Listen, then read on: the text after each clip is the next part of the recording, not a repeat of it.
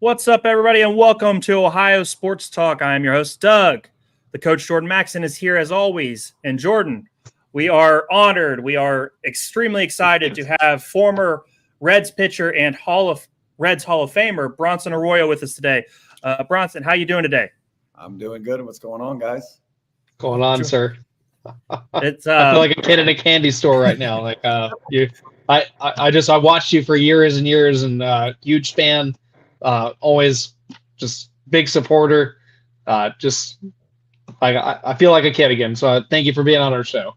Honestly, I appreciate it, man. I know we're going to get into the stuff, but I grew up in in kind of a strange way where my father had me in the weight room as a 6-year-old kid, and when you're squatting 250 pounds when you're 8 and you weigh 60 pounds, that's what I came to do. And so it's purely a joy for me for having someone like you to say, I love the way you pitch. You pitch backwards. You were crafty, man. You freaking were, you stayed healthy. All these things. It's what I came to do, man. So like sometimes people think I get tired of talking about it, but honestly, it's my life's work. I don't get tired of it.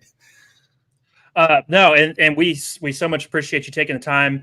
You were just recently in the back of our neck of the woods playing a show in Miamisburg. That's incredible to see. Shout out to Dylan Wickerson. How did you get hooked up playing in Miamisburg before we get into the baseball? So, when I got traded here from the Red Sox in 2006, I'd put out this record called Covering the Bases, and some of the greatest musicians have ever walked the planet. I mean, Lee Sklar played bass on this thing. He's like, James Taylor's a guy from the 70s, played on 2,500 hit records, with the Muppets and for Princess Diana. Like, these guys are real deal. Kenny Aronoff playing drums. And I put this record out just barely knowing a bit about music. And so when I got traded over, Warner Brothers asked me if I wanted to continue playing. And they gave me a couple of the guys in my band that are still playing now, a guy named Chuck Davis and a guy named Dave Becknell. And they had bands back in the 90s. And so we started playing around town. And while I was playing baseball, we would play some shows, but it was obviously hard to do it on a full-time basis. But now that I've retired and we got back together and played on second base the last day I ever played when the Red Sox were in town in 2017. So Phil Castellini wanted to, let me get out there and jam a little bit. So we played a bunch of Pearl Jam and they said, hey, this is amazing. Why don't we keep doing it? And so we play about 15 or 20 times a year. And if you go to the Bronson Arroyo Band Facebook page, you'll see where we're playing. And you can also just hit us up and say, we've got a little festival in our town. We're going to have some food trucks. Can you give us 2 hours? How much does it cost? And that's how we get everywhere. We don't ask to play anywhere, but I found I'm shocked after 7 years, honestly, that, 100 to 400 people will still show up and listen to, the Beatles, Pearl Jam, Tom Petty, Nirvana, once a month. So it's been beautiful. Yeah, that's awesome. And it was really cool. We wasn't able to get down there, the kids and everything. It's hard to make all that work, but really awesome. So let's dive in though to your baseball career. You were drafted to Pittsburgh. We won't hold that against you. What was it like going through the draft process coming out of high school? We know you played down in Florida for your high school career. What was it like going in the amateur draft in the 3rd round and going to an organization? What was that transition like from high school baseball to getting into pro ball? Yeah. It was something I've been thinking about for a long time. I said I was in that weight room. So we were cultivating a big league career for much longer than the average kid, right? I mean, you don't really get serious maybe about your sport, especially in the weight room, until at least high school and usually the end of high school, right? But I had been in there for so long. We were carb loading. We were taking protein. We were thinking about the game. We were talking about strategy. We're talking about playing in the big leagues way back then. My father was smart enough to see my hand-eye coordination was just a whole level or two above most kids. And so as you get near the end of that high school thing, you're a junior. You make your college visits. I signed with the University of South Florida because I love the pitching coach and the manager there. And it wasn't too far from home. But in the back of my mind, it was always like, hey, I know I've got good grades in high school, but I'm not looking to grind like I was in chemistry after playing shortstop in a high school game when you get home at 9 o'clock at night, right? So I wanted to play ball. I didn't want to think about the school anymore. And so I thought if I get drafted, probably top 10 rounds, I was going to sign, even though maybe my parents thought maybe top 5. But for me, the money wasn't a big deal. It was about getting the opportunity to get in the game early. Yeah. And just think about baseball. And so I was drafted in 95. But leading up to that, my junior year, I didn't pitch a whole lot. My elbow was bugging me with a little bit of tendonitis probably for most of the year. So I played just shortstop. But then coming into my senior year, I had learned a few things that we didn't have in the weight room early on as a kid, because we were doing a lot of like back press. We were doing a lot of power movements, squat, bench, deadlift, right? And we didn't do a lot of shoulder stuff. And so when somebody showed me the Job exercises, which are the light dumbbells, the 1, 2, and 3 pound dumbbells, and the tubing. Once that came around, by the time basketball was over my senior year, man, the ball was jumping out of my hand. And then it was like, you know, I was already a good athlete that people were kind of like sniffing around about, but then it was like, oh, he's touching 90 and he weighs 150 pounds and he's 6'4". Like this thing might throw 100. And so now it's like 15 scouts in the stands every night with the radar guns, you know, and that's how you kind of make that transition. So to piggyback off of that, you get it. What was the fastest you ever pitched, you think, in high school?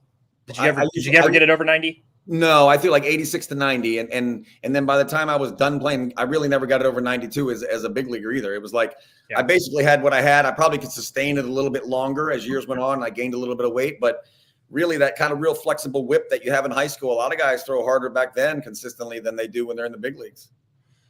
Okay. Question, my grandma, my aunt, big fans. They always wanted to know, how did you develop your wind up and that high leg kick? Did it start early, or did that, you know, come along as you went along in your career? No, that definitely came early. It was, we're still living down in the Keys at the time. I was living on Big Pine Key, and I'm about, you know, I play T-ball and then you immediately go to pitching. And so I'm like 7. And right around that time, this is like 1984, 85. My parents are Mets fans, and Dwight Gooden is a stud, right?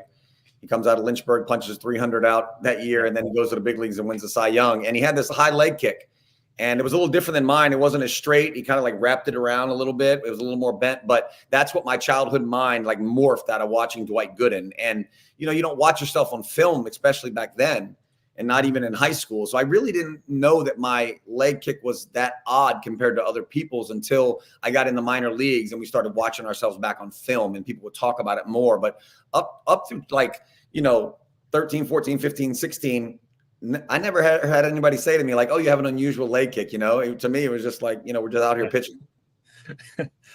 Jordan, what was the first memory you had of Bronson Arroyo pitching? Because I know what mine was. Let's hear what yours was. I mean, mine was I ended up getting some tickets from school to the Reds game. Our high school program, if you got certain grades, you could go to. You got some Reds games, and that was actually my second Reds game overall. First game at Great American Ballpark, so it was just really kind of special. It was myself and my dad.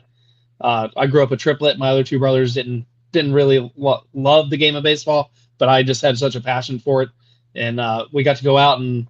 It was one of your early starts for the Reds. It was right after you were traded. So it was just something, you know, the stadium, I just remember the stadium being so hyped, sir. And just, you know, everybody was just kind of really interested, especially coming from a organization like the Red Sox. You know, a lot of positive talk in the town. 700W is one of our channels. We were listening to that all the way up to Cincinnati, from Dayton to Cincinnati. Just, you know, breaking down your career, talking about your World Series ring with the Red Sox, and it was just something I was just so excited about. So, and to see you, and I believe you pitched almost 8 innings and some change. So that's something there's something magical you really don't see these days. So definitely spoiled us as fans. Yeah, and you know that first year in 06 when I got traded over, you know, I'd come from being in the Pirate organization and pitching 7 years in the minor leagues. Basically, I had like at that time probably almost 80 wins in the minor leagues. And I had pitched those couple of years in Boston in that ridiculous, you know, rivalry with the Yankees, and just playing in a place that was so volatile that everything else felt like a little bit more relaxed. And so when I got over here, it was the first time that I felt like I could kind of like really command the game, because when you're 26, 27 and you're in a Red Sox uniform, and I've had tons of success in the minor leagues, but not at the big league level with the Pirates as much, it felt like I was like, you know, hanging on to a giant. I'm hanging on to his tail for dear life. But by the time I came here to Cincy, it was like, oh, I'm commanding the game. And that first couple of months, I mean, I was averaging like 8 innings every single night. And it was the National League, and you had a pitcher hitting in the 9-hole, gave me a little bit more breathing room, and they didn't really know a lot about me. So it was like, it was off to the races really quick. And it made me feel like I was back in the minor leagues, which, you know, it gave me the ability to just feel like I could pitch the next decade without any kind of interruption. So we'll get back to your Reds career. I was going to talk about when I first remember seeing you, and this is very, you know, people at this point, you know, they remember it very vividly. You rocking the cornrows in that playoff run with Boston to the World Series. What inspired the cornrows? What brought that about? Because I'm sure you've been asked many, many times, but people always loved seeing you in the cornrows. So what inspired that during that run? So I'm in the minor leagues with the Pirates, and as if anybody's played minor league baseball, you're not making any money. You're making like, even at AAA level, you think you're making a ton of cash, and you're making literally $12,000 a year before taxes, and you're having to pay for your apartment, right? So you have no money. And luckily I had a little bit of a signing bonus, so I could at least go to eat at Subway when I wanted to. But you're with a bunch of guys all the time. You're living together because you're sharing everything. And I was the guy who drove all the Latin guys everywhere, right? Like I took guys like Abraham Nunez and Aramis Ramirez. I mean, these guys from the rookie league on, if they went somewhere, it was with me. They went to the mall, I took them. If they got their furniture, it's because I took them. They rented their apartment, it's because I took them. They went to the grocery store because I took them. Because I grew up in a household where my father was from Cuba. So I could understand these guys on a level that most of the American guys were a little fearful of, or they just didn't want to mix it up with them. And so by the time I got to AAA, there was a bunch of these guys who had grown afros out. Some of the wives, are from Colombia. They're doing cornrows. And I thought, hey, I'm going to throw mine in. So I did it in the minor leagues, and I had it in Pittsburgh. But every time I'd get called to the big leagues, I usually get called to the manager's office and get chewed out. And Lloyd McClendon would call me in and basically say, like, you pumpkin pie haircutted freak, if you don't get that out of your hair, I'm going to send you to A-ball. That's so rough. This went on for like parts of 3 years. And also that clubhouse was run by Jason Kendall and Brian Giles. Yeah. And those guys were very old school, and they didn't play any games, and they didn't make you feel comfortable in the locker room. So me walking in with cornrows, for them, it was like, oh, here we go again. This freaking kid, man, what is he doing? Right. And people thought that I played the guitar, and they thought that I was out all night all the time. So there was this kind of thing like, man, is he real serious about the game? But they didn't know where I'd come from in that weight room as a kid, right? They didn't know I can compartmentalize things. And yeah, I'm the guy throwing the party, but I'm also the dude who never misses a day in the gym, right? And so in those early years, it was very, very tough. But when I got to Boston, 03 comes, we get beat. 04 comes, and it's kind of middle of the season, and I had grown out my hair for the first time in a while. And I thought, you know what? I'm going to throw my hair in cornrows. So we're in San Francisco.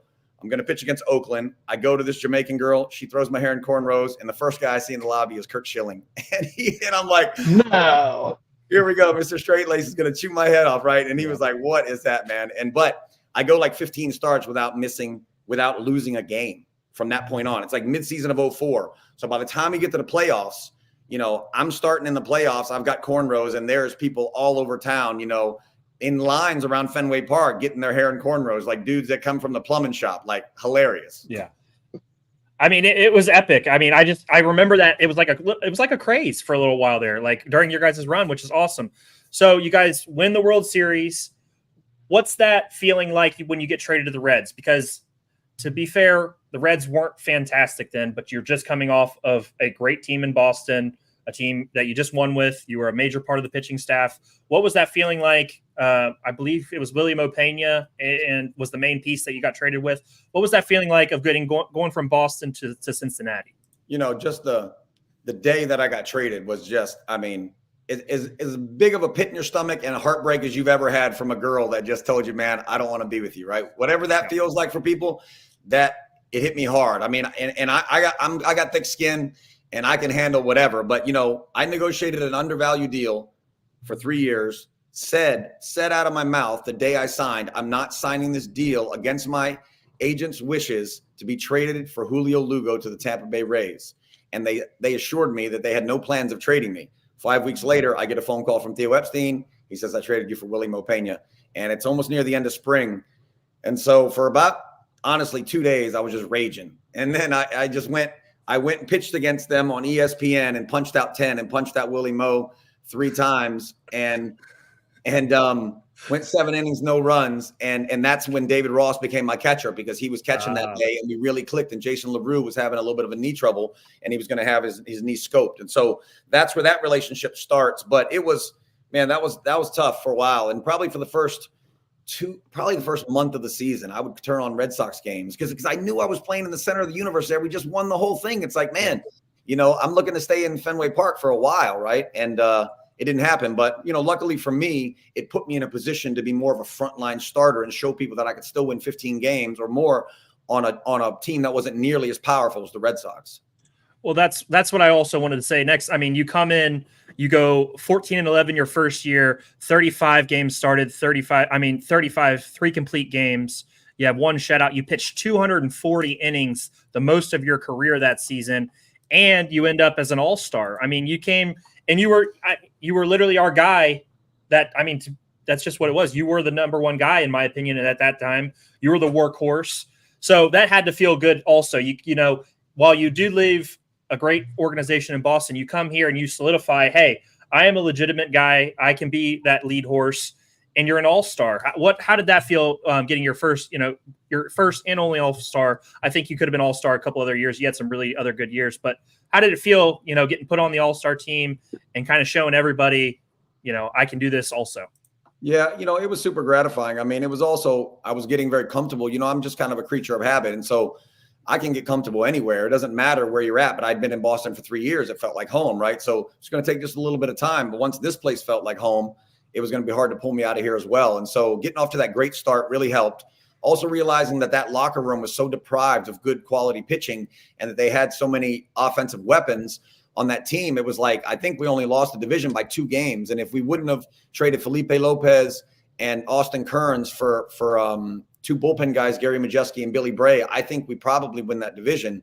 And so, you know, very quickly it was like, you know, I'm going deep in ball games, and it felt like, you know, Mount Adams was a place that I loved to live in. I was so close to the ballpark. There wasn't a lot of riffraff. I didn't have to worry about being written about in the newspaper like I was in Boston for your nightlife or anything like that. So, you know, quickly I turned the corner and realized, like, hey, this could be pretty good. And that was not knowing guys like Joey Votto, Mike Leake, Homer Bailey, and the Jay Bruces of the world were kind of coming in the pipeline, because I had no idea. But, you know, it didn't take me very long to get where I was like, I'm appreciative of being in a different town now. Ian Harold, one of our good supporters, my favorite Bronson moment was his home run in his Reds debut off Glendon Roush. Then a week later, he hit one off Roush again when they played in Chicago. He's never seen anything like that from a starting pitcher. Jordan, you mentioned this too. You know, your ability to hit was always something that we kind of took pleasure in. You know, you hit, you know, a couple home runs here and there throughout your career. What was it like when you got the opportunity to hit? Because now guys don't get a hit. So did you kind of cherish those times when you got to try to help the team when you were pitching? Yeah, you know, it was a bit of a double-edged sword, because I was never like an amazing hitter. You know, in high school, I probably hit like 350 or something. You know, from 14 down, yeah, I was, you know, you're hitting 700. But you know, I could always dial up a fastball, and I had a hard time with breaking stuff. And, you know, when I was in Boston for a couple of years, so we didn't swing a bat much at all. And so I got over here, and that first home run was just, you know, pure luck in a lot of ways. Like, I missed 2 bunts, and he threw me an 0-2 fastball middle in, and I hit it out of the park. But real quickly, you're taking batting practice every day, and you start feeling, you know, like your old self a little bit, like in the Pirate days. And so the next time we're in Wrigley, yeah, I get an 0-2 count, and Glendon throws me a middle in fastball again. And if you see that tape, I hit it out of the park because it's blowing out that day, which is very rare. Usually in Wrigley in April and September, when it's cool, the wind's blowing in. But it was blowing out that day, so I hit it out on the Waveland Avenue, and you see me shaking my head running down first baseline. And what I was thinking was I can't believe he threw me another 0-2 middle in fastball, because that's what I just hit out of the park 5 days earlier. But I did enjoy, you know, the strategy of, like, you know, having to bunt and having to run the bases and all that stuff. I did love that part of it. But on the flip side, in the American League, the beauty of pitching there and now not having it, you know, to hit at all, is that if you put up a 0 on the board, it doesn't matter what the offense is doing. You never get yanked out of a game because it's tied and there's 2 runners on and 1 out, and they need to replace you at the plate.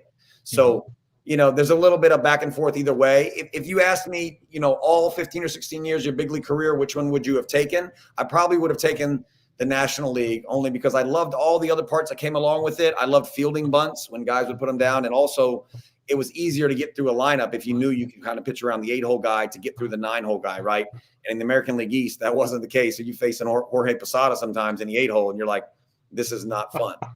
Yeah, those lineups, I mean, those Yankee lineups that you guys had to deal with were murderer's row.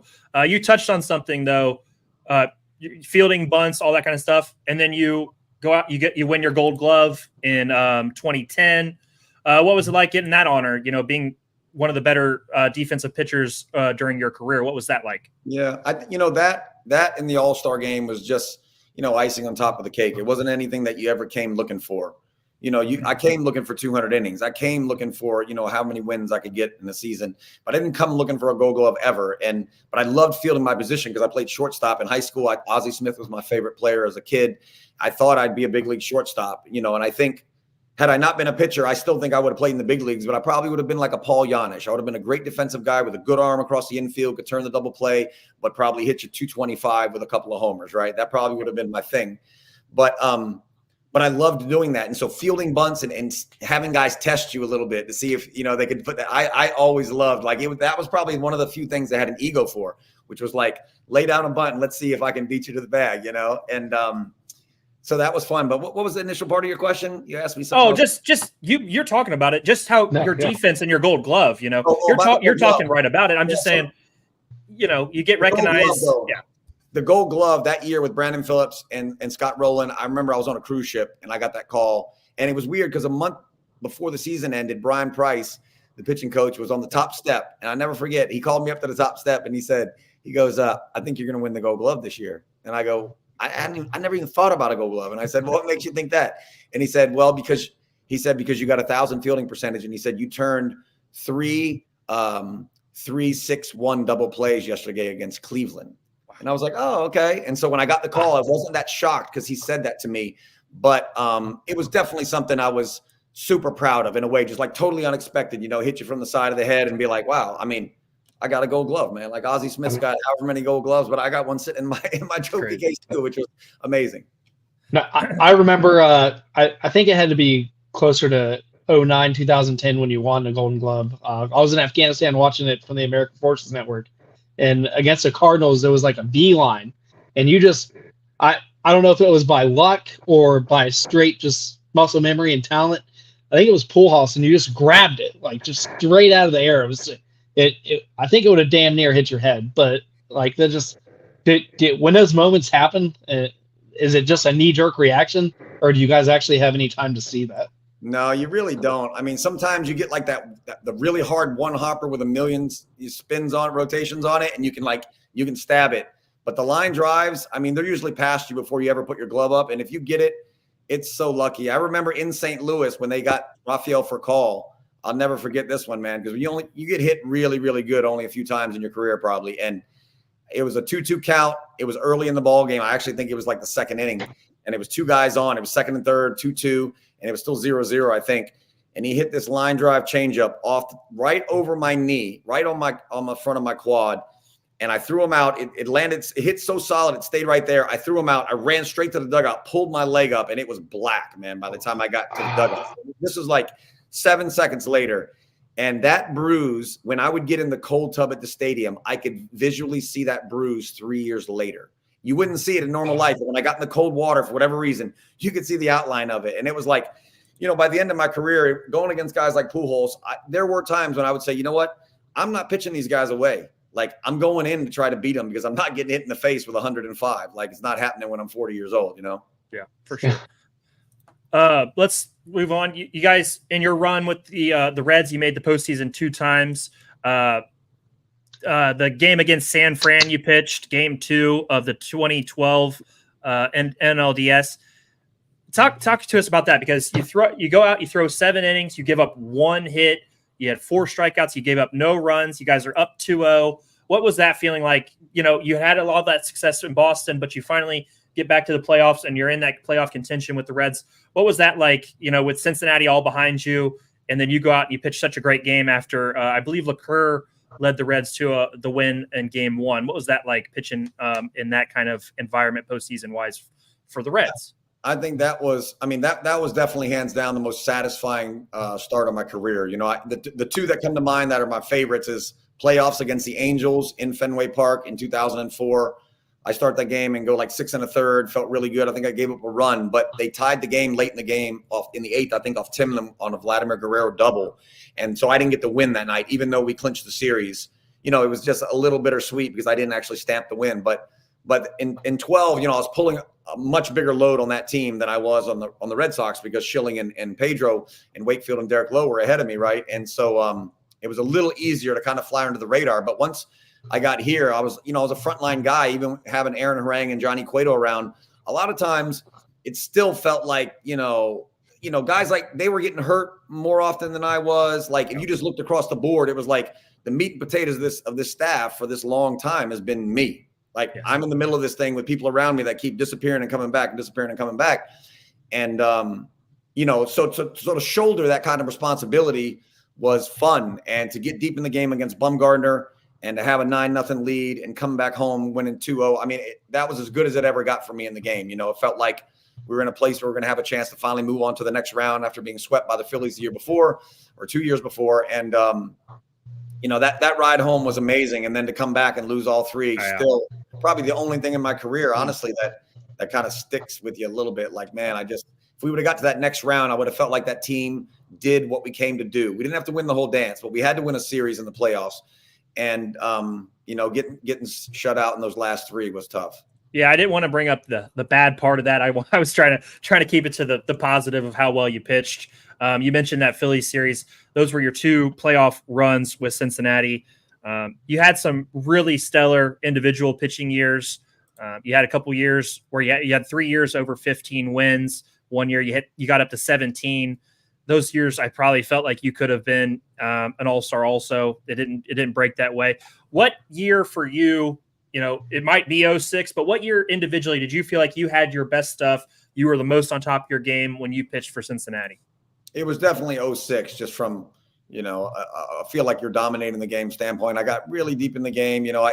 I asked to pitch in a 4-man rotation that year, and I thought me and Haran could handle it because we didn't have many guys that were healthy. We had Paul Wilson was hurt the whole year, and Eric Milton had knee problems, and we really didn't have anybody else who deserved to be at the big league level pitching in that rotation. So I asked him about a third of the way through. And so he let me pitch on 3 days rest a couple of times. That's how I got 35 starts that year. But that was definitely the year where I was just, the most strikeouts, just felt like you could just dominate the game from the mound, which wasn't my usual thing. For me, it was about contact and getting through the 6th inning, getting into the 7th and giving your team a chance to win, but never really feeling like you were dominating the game. And that was the one stretch where I felt like I was doing that a bit. But I will say probably that 15, 17 back-to-back years collectively, outweighs 06 for me, because not only was I getting older, but the league was changing and there was younger guys. And I was still I was 35, 36 years old then. And I'm holding down the fort in a way, throwing 87, 88.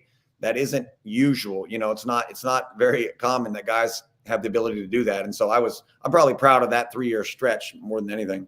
Yeah. Very, very, very dominant stretch for us watching you, getting to watch you pitch. Jordan, any thoughts on that time period or anything in between there? Oh, it was some of the, and I kind of compare it to today's league. It's just like you said, I see guys, going to Arizona all the time, having to rehab constantly, in and out, but you were just that main stable, just kind of year in, year out since you got to Cincinnati. And that's something we got spoiled. And to see you, throw complete games, go into the 8th inning and just, be dominant, really kind of command the game, use the corners, make guys think. It was, I really felt like there were levels where you were playing chess and they were playing checkers, and you just seemed that next level kind of pitcher. And like Doug kind of harped on, I wish he would have got more credit for it in Cincinnati. I promise you, as a fan base, that a lot of people think this way, especially in the Cincinnati area. You're still highly coveted. When I sit around in sports bars and we hear stories like Bronson Arroyo comes up all the time, and especially when I was in the Marine Corps, you had a massive fan base there too. All us Ohioans got together. We would go to certain NCO clubs, and it would be the Ohio TV, in the far right corner, and we would turn on Reds games all the time, and I would live tweet it and just really have a good time. And I have your jersey laying around one of these bins somewhere from those times of my service. So really, I just think you're on another level. And that pitching era was just to see guys go so deep in the game. Do you feel like the game has changed more from management these days, or do you feel like pitchers just don't go as deep? It's purely the fact that they're just not letting them go. I mean, right? The bodies are bigger and stronger than they've ever been. I mean, yeah, they're throwing a little harder, 95 to 100 sometimes, which might be a little harder to sustain late in the game. But you see guys do it, like Max Scherzer, right? And it's just about, if Louis Tiant, who never stepped foot in the weight room in his life, these guys were throwing 300 innings back in the day in a 4-man rotation. Their bodies weren't any better than the guys are now. there's no doubt you could do it. It's just a matter of what they think they can maximize for the team, right? And there's so many guys that are so dominant out of the bullpen now. They think that statistically that it makes sense for these matchups to do that. You know, the part about it that I just hate is they might be right, but two things. One is the teams that get deep in the playoffs and get to a World Series, if you look at them, they always have three guys that can get deep in the ball game. It's why you keep seeing the same damn teams over and over again, like the Dodgers in the big dance, right? Because they have guys like Verlander that can get deep in the game. It does matter. And the other thing is too, is like for me being a guy who didn't throw hard and didn't strike out a lot of guys, in order to make a decent bit of money in the game, for a guy like me, I needed to have that consistency. I averaged 6 1/3 innings for my entire career, from the rookie league all the way through 22 years, even in the minor leagues. I averaged 6 1/3 for the whole thing. And guys now, if they average 6 1/3 for one full season, it's amazing. And, I think it just takes part of running that marathon and the beauty of being a starting pitcher who can start the game slow and give up 2 in the second and still give you a quality start. Those days are a little gone right now, and I hate it. A couple questions for you about baseball, and then we're going to transition to your music. In your career, let's do AL, because you had those years with Boston, and the NL. Who was your toughest out, the hardest guy you faced at your time in your career during your Boston years? In the Boston years, I don't feel like in the American League, because I was only there for 3 years, and there was so many studs in there. The Yankee lineup just would grind you into the ground, right? And it wouldn't be anybody that obviously has like crazy numbers against me. I can't think of anybody who does, but just like having to face a Bernie Williams and a Matsui, and then backed up with a Sheffield and backed up with A-Rod and backed up with Jeter. It was like a never-ending game of being like, man, Giambi. And then, they have so many guys in this lineup that can just hurt you, that it just felt like, you never had any breathing room. But then when I got to the National League, I'd say Albert, Pujols, and Barry Bonds, although I didn't face Barry nearly as much as I did Albert. I mean, those guys felt like they were just on a whole nother level. And I can slide in a Larry Walker and a Todd Helton too, man. Like those guys that could hit you out of the park the other way on a fastball and then jerk your breaking ball to right field. I mean, there were times when you just felt like you couldn't get these guys out. Since you brought it up, did you ever have to go at Barry, or did you for a long time there, walk? Did you ever get those opportunities to go after him? I think Barry only had, I'm guessing here, but I think he's got like maybe 8 or 9 at bats against me. Mm-hmm. And the only time I felt like I was even in a position to really go at him, because I never was in a position where they were like, hey, walk him.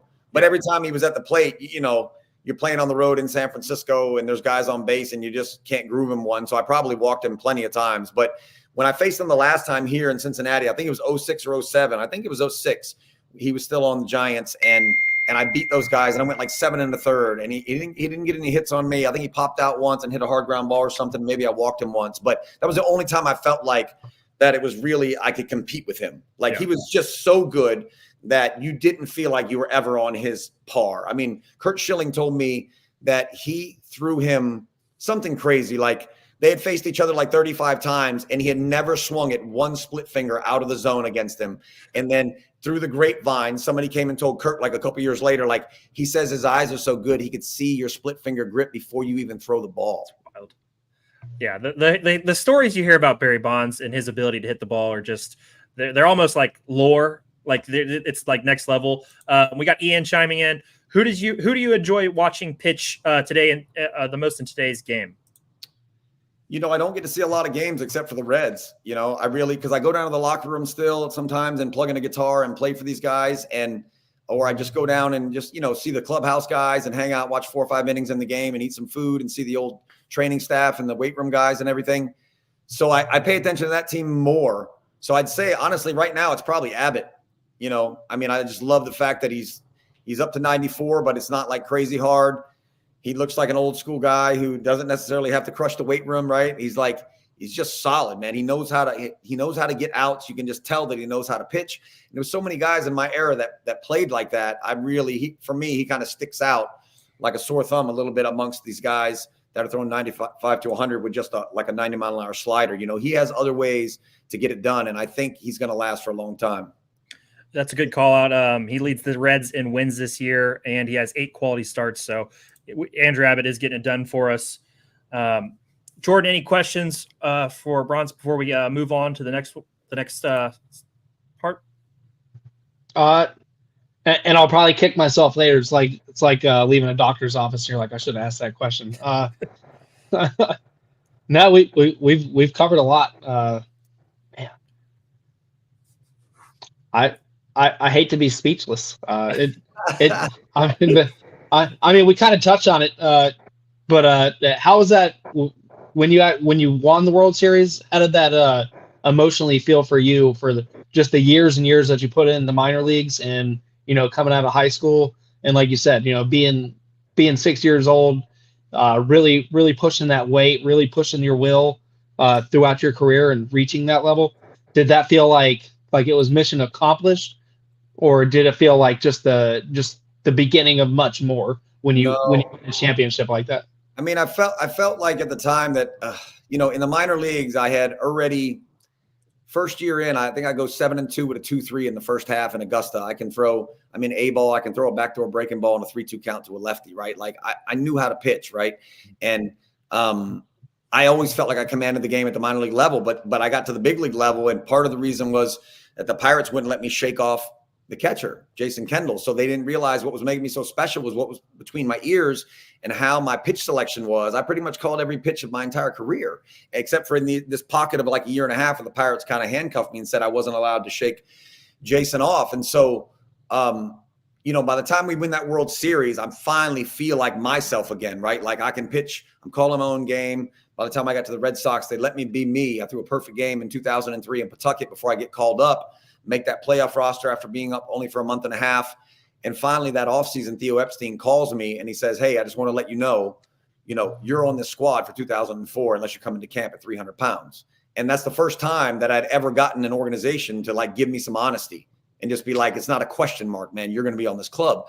So by the time we win the World Series, it just solidified me feeling like I was here. I'm going to be here for a while now. And I'm going to try to, see how long we can ride this train. And before that, it was still that up and down, everybody second guessing you. And then once you get over that hump, that is where you could really enjoy the game. Then you start going into spring trainings, knowing you've got a 3-year deal and it doesn't matter what your numbers are. You just need to get healthy and make sure you stay healthy until the season starts. And you can kind of start, taking a breath and smell the grass and enjoy the game as you did as a kid. Nice. Awesome. Well, let's transition into your music career because we're gone 35 minutes. We definitely want to talk about the music. When did your love for music start? Because, we've heard you talk about, playing the guitar, doing all those different things. When did it really start for you, the love of music? I grew up in a house where there was music around. So my grandmother was a music teacher down in Key West for 70 years in the schools. And then at night, she'd have all these kids and adults coming to the house to learn different instruments. And they would have these mini orchestras. Sometimes they'd be rehearsing for these shows. And so there was cellos around and pianos and stuff. I never really saw a guitar. And I wasn't really interested in playing the violin as a little kid. So it was like in the back of my mind, but it was never in the front. I never thought about it. But my father sang a lot in the weight room when we were working out. He was a singer when he was, in high school and afterwards. And so he was always singing in the car and stuff. And it was always there, but I don't know. It didn't touch me much. It was like, I liked the Beatles. I liked Elton John. I liked the Mamas and the Papas. Sounded good, but it didn't give me goosebumps, right? It didn't really touch me hard. And so I'm in AA with the Pirates in 99 in Altoona, Pennsylvania. And somebody gives me a Yamaha guitar. The general manager of the team came through and said, hey, I've got this old guitar. Do you want it? And I said, yeah, I'd love to have it. And right about a couple of years before that, I'm in high school and you get bitten by the Pearl Jam, the Stone Temple Pilots, the Nirvana bug, the Alice in Chains, right? That whole alternative thing. And so I've got that going on. I've sang karaoke a couple of times and I think I like it, but I'm not sure. And now I get this guitar. And then it was like, oh, the first time I could actually, make 4 chords and kind of sing along to a song, it was like a magic trick and I couldn't let it go. Nice. So moving forward, when do you form the band? When do you decide to go, hey, we're going to start playing shows. I love this enough to take it on the road and try to do more. And then obviously, you guys you've done more, but when did that start? When did the band come together? and when did you really start to go after this Yeah. music thing? Well, baseball was pretty much year round. I only took October off if we weren't in the playoffs from not playing catch. So by the time November 1 came, I was back to playing light catch, and you're building up for spring training already. And so it wasn't a lot of time, but there was a lot of dead time on the road, especially in the minor leagues and even in the big league level, that you needed something to do. And there was guys who loved Xbox or Nintendo or whatever was going on, and I needed something, and so by the time I got this guitar, it just felt like something to do. And so all through 99, 2000, 2001, 2002, I'd say all those years, I'm just learning the guitar. I'm learning songs. I'm just stuffing away songs like you're a kid and your brain is just sucking it up. Like everything you can touch that you like, Allison, it doesn't matter what it is, Oasis, REM, if you hear a song you like, you're trying to play it. And once you got to where you knew all the chords and didn't have to think about it, then you could do that. And now you've got 150 songs in your head. And then I'm sitting, like on rooftops in Pittsburgh, and I'm a young guy bouncing up and down from AAA to the big leagues. And I'm playing at night because you're frustrated because you didn't do well or because you had a great night and the adrenaline's still flowing. And I used to think, somebody's going to listen to me play one day. I don't know when, where, or how many people will be there, but I'm going to be able to do this thing. And so I just keep progressing. But I get to Boston, and I'm there. I win minor league pitcher of the year in 2003, and I'm on the big league team in the playoffs that year, and we lose to the Yankees. And there's an off-season thing called Hot Stove Cool Music that Peter Gammons and Theo Epstein would put together where they would raise money in New England, and it would be a rock show. And that night, I just happened to be in the place. I was getting minor league pitcher of the award from Bud Selig that night. Stopped in because Peter invited me, and he asked me if I wanted to go up on stage and play a song because he heard I played. And so I get up in front of this sold out Paradise Rock Club, dirty, beautiful club, and play Black by Pearl Jam. And because of the New England media, they were just like, where in the world did that come from? And how did you do that? And where did you learn? And so this starts me down this journey of like performing a little bit more for people with my guitar and then making a record. And now it's something that's part of my life. And it just kept snowballing and snowballing. And that led you to Miamisburg, Ohio this weekend. That was pretty great. What's the most, obviously music, there's not the same kind of measure of success as in baseball. What would you say has been your best, moment or show? What's been your best in music?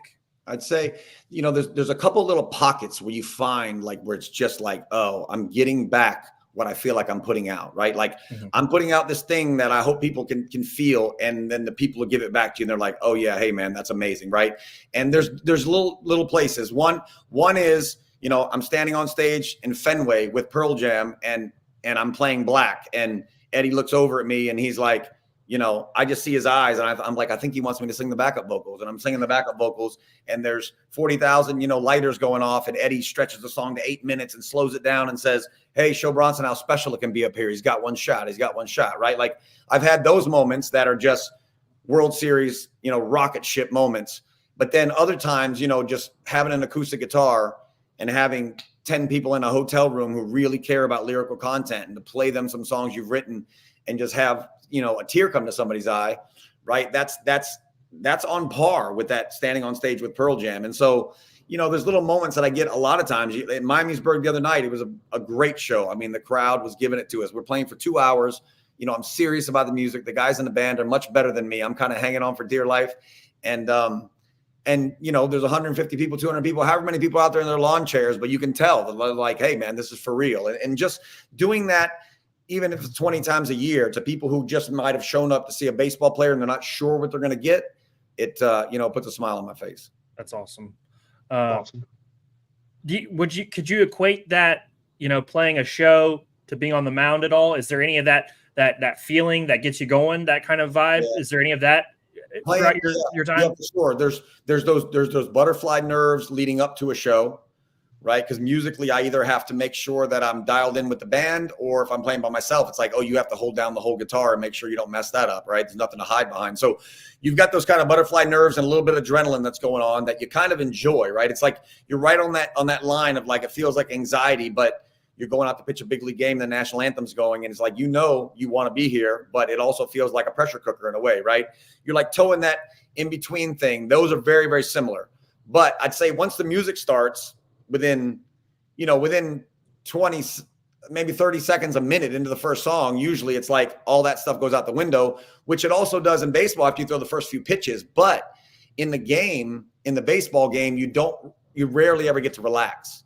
Musically, I get to like slow down on the stage and actually play for myself and let the crowd be secondary in a lot of ways and just be like, I'm going to absorb this music, but I'm also delivering for the people, but it's all love.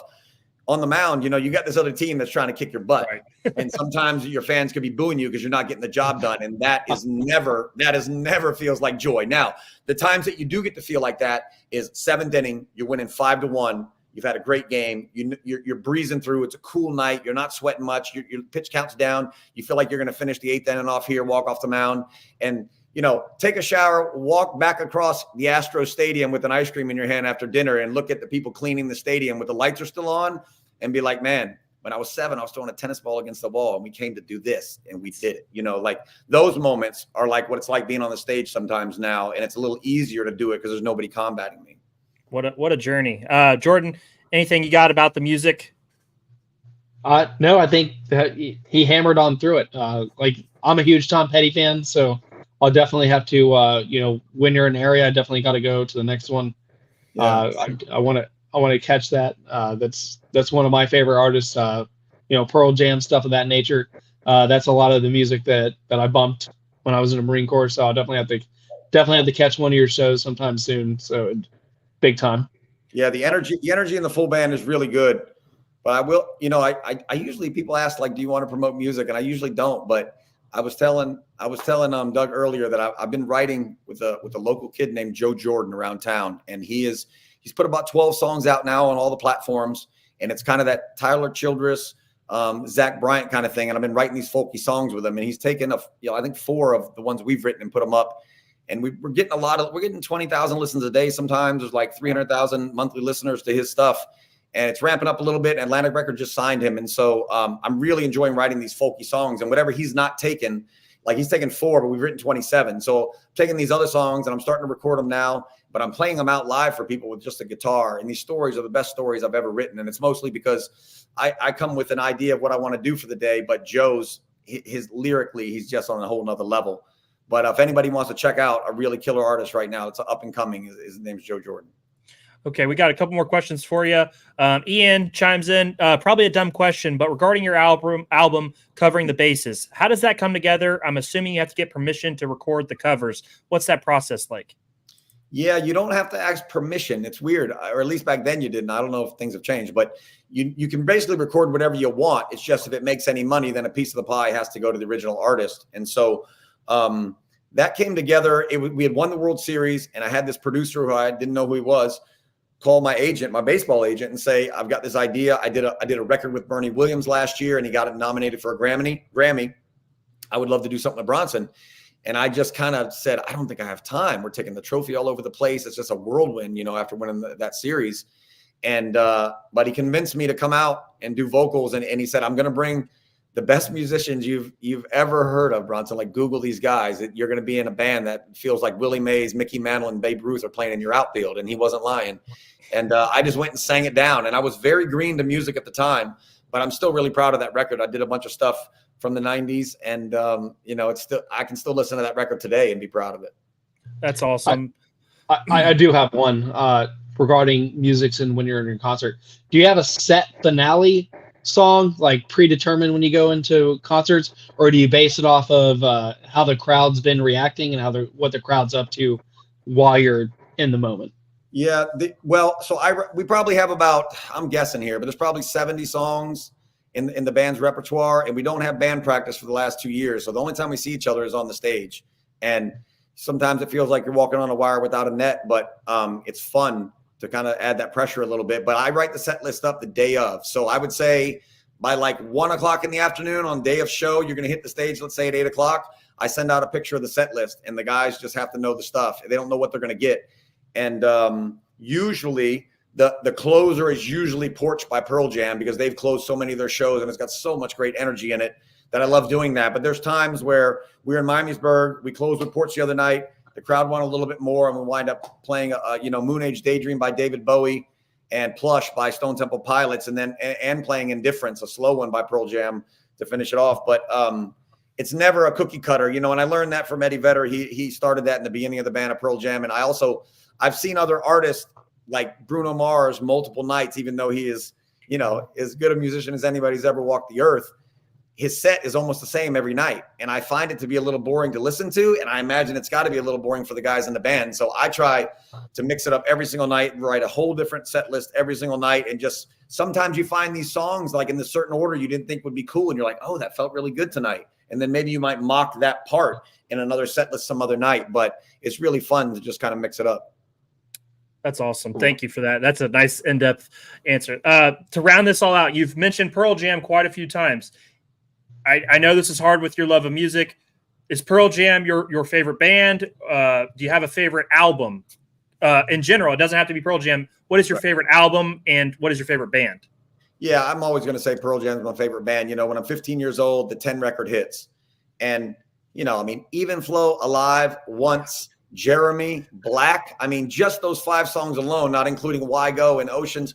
I mean, those are so legendary rock songs, man. They were almost like, I don't know where they came from. Like they were just like magic tricks. And so that's always going to be my number one. I listen to that record almost every day of my entire career working out in the weight room. If I needed to go get a squat workout in and I needed energy, I want to hear Eddie yelling. And that album's never going to get old for me. It's probably always going to be my greatest, my number one. But I will say, if I want to go see a live show these days, I love seeing Pearl Jam, but I'll take the Lumineers any day as well. I mean, that band is really, really a special live. That's awesome. Jordan, anything else before we say our goodbyes today?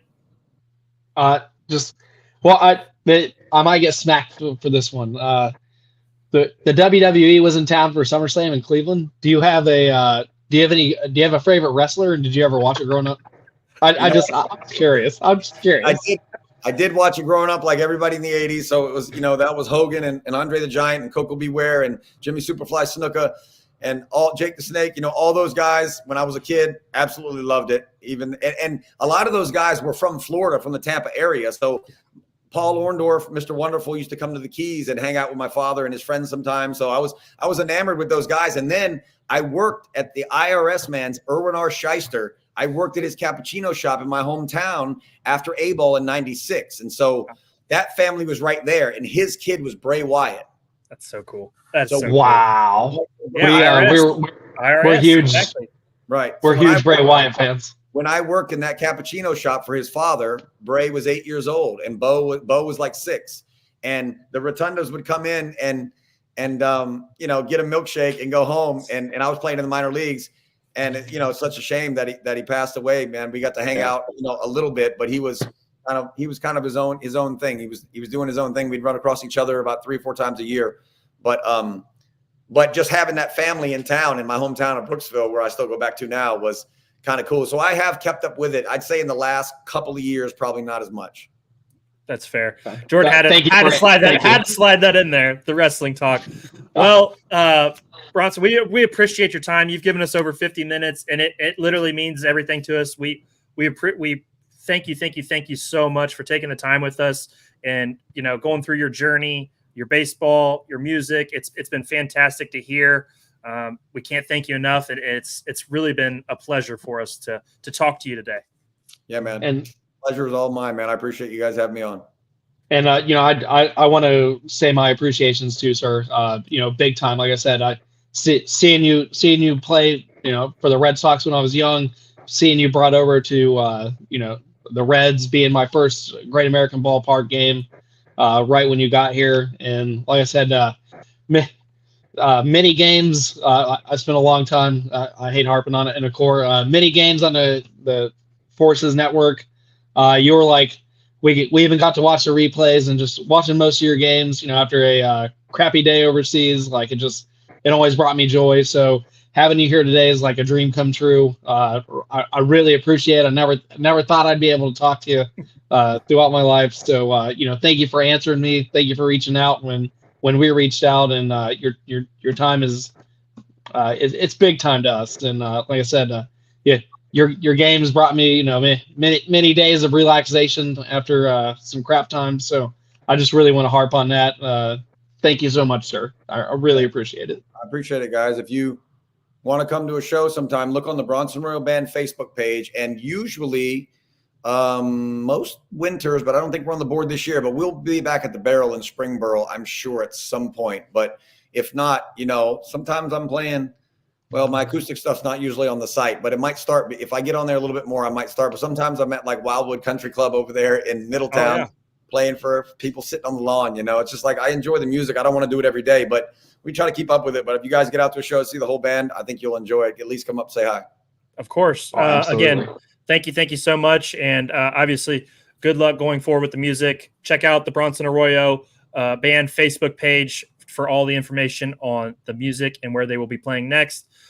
Thank you again, sir, and good luck going forward. All right, guys. Appreciate it. Thank you. Jordan. Wow. We never thought we'd get to talk to somebody like that, and getting the opportunity to talk to Bronson Arroyo. That was like a I don't even know the words, man. I don't have the words, but that was really incredible. And that's like a peak for us. So just excellent stuff, dude. I can't even put into words how cool that was. No, that's, I'm going to sound like a broken record. Kid in a candy store, definitely appreciate his time. Oh yeah, man, that like you said, we almost hit an hour just going in-depth conversation with him. I'm glad I slid that wrestling question in. That's he's one of us, Douglas. He's one of us. He's one of us.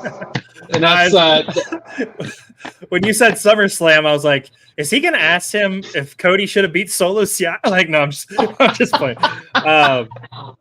Quick shout out to everybody in the chat. Thank you guys for tuning in. Thank you for being here tonight. It's meant the world to us tuning in and you guys giving us comments. Thank you, Ian. Thank you, Darren. Thank you, David Burns in Texas. Thank you, Coach Fresh. Thank you, James Frank. Thank you, Tyler. Thank you, Dylan. You helped make that interview even better. Jordan, we're not going to do a ton. We're already at an hour. Let's touch on the Reds tonight. They did beat the Marlins tonight, 10-3. Ellie De La Cruz, 2 home runs tonight, both over 415 feet. Incredible night for the superstar. The price tag continues to rise, Jordan. We could talk about it till we're blue in the face. Please sign him. Please sign Ellie De La Cruz. It needs to happen. We need to get him long term. Any thoughts on the Reds? Because we're not going to come down from the high, so let's not get into anything crazy. We'll do that on Thursday. Yeah. Any thoughts on the Reds win tonight? Positive win. Good to see the bats awaken. That it's that inconsistency showing its its ugly head. We'll go games where we're just not getting it done, and then tonight, everybody's getting in on a hit fest. I hope it continues. I don't think we're out of it, Douglas. As much as that last series hurt my heart, and like you said, we won't harp on the negatives tonight. I think they can turn the corner. We got a lot of new pieces in the locker room. A lot of things have to happen for some, the team to kind of mesh together and flow. So guys coming off injury. So let's see if they can ride the momentum forward and take this series. And, we'll be back Thursday with hopefully continuing positive reviews. But Ellie De La Cruz, get the man signed. Just do it. We say it every week. I harp on it. I should be paid for saying it. The price goes up every time you get a big appearance from him. And tonight was no different, Douglas. Yep. Jordan, let's transition. We'll talk a little news and notes here before we wrap up. We know there's a bunch of Olympics. There's a bunch of other stuff. We're going to save that for Thursday. We'll get into it. We'll hit it hard. We'll have 4 Olympic athletes on Thursday night. We're going to touch FC Cincinnati. Jordan is up 4-2 right now over New York in the Leagues Cup.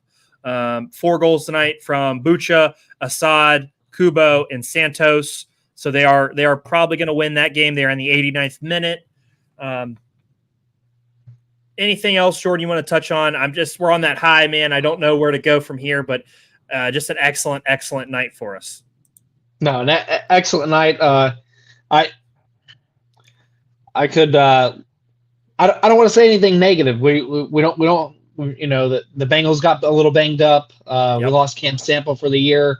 That's we'll see. We'll see the next man up mentality if the Bengals go with free agency, or if they think there's somebody internal that can play it. He was a good rotational piece. He was extremely effective against the run. They played him as an extra defensive end against the big win a couple of years ago when we beat the Ravens in a playoff system. That was kind of his coming out game. So to see him get banged up when I think he was really on the cusp of, being a big time rotational piece and a big time player, going to a year 3 sucks. We hope the young man rehab. We know what it is. His exit interview earlier after the injury, he understands the mission. He's going to get it done. And hopefully we'll see him back in 2025, 2026 season. So it's possible. I think he's going to prime for a big comeback. So, no, for sure. The Guardians did lose tonight, 7-6 to Arizona. They still maintain one of the best or the second best record in baseball. So shout out to the Guardians. They are continuing to rock. The Olympics have been super fun, Jordan. We've been handing out the medal count, doing all that stuff. We'll hammer the Olympics on Thursday, buddy. Let's work on getting out of here. I mean, an all-time high tonight for us, talking to a Reds legend, a Reds Hall of Famer, an all-star, somebody that we never thought we'd have the opportunity to talk to, and it's through this show that we had a great opportunity tonight, and it was absolutely phenomenal. Jordan, thanks for beating down those doors and being that guy and getting us this opportunity. It was excellent. I'm so proud of us. So proud of you for how hard you work. And, I'll let you say a couple more words and then we'll cheers and we'll get out of here, buddy. You're the heartbeat of the show, Douglas. You're the man behind the curtain. You make all this tech work. You're extremely, live and active on Twitter. So without there is no me without you. So I want to branch that out. I'll always harp that. And our viewers and our fans, there's no us without you. So for the 100+ that tuned in tonight, we hit this advertisement hard this week. Thank you for tuning in. Thank you for showing up. Thank you for hitting those questions. And this is just the beginning, folks. I've got more projects in the works, and we're going to continue to bring you the best possible show that we can week in and week out. It's only going to get better. Doug harped on it about 4 episodes ago. Ohio Sports Talk is here to stay. And we're going to build something out of this. So, lock in. This is just the beginning. And, we're going to end on that. Douglas, cheers to another great episode. Cheers, buddy. We'll see you Thursday. Guys. Thank you. 128 live viewers tonight. We really, really appreciate it. We will be back live Thursday night. Please tune in with us again. We're going to be hammering the Olympics. We're going to be talking the Reds. There's going to be plenty to get to. Thank you to Bronson Arroyo for spending some time with us tonight. Incredible guest. It means a lot to us, and just can't say thank you enough. Cheers, buddy. Cheers. Woo! Oh, I didn't. That was a short pull. Oh boy! If you would like to see the interview, head over to our YouTube page. It'll be live there later tonight. See you guys next week. Ohio Sports Talk Thursday night, 9 p.m. Out.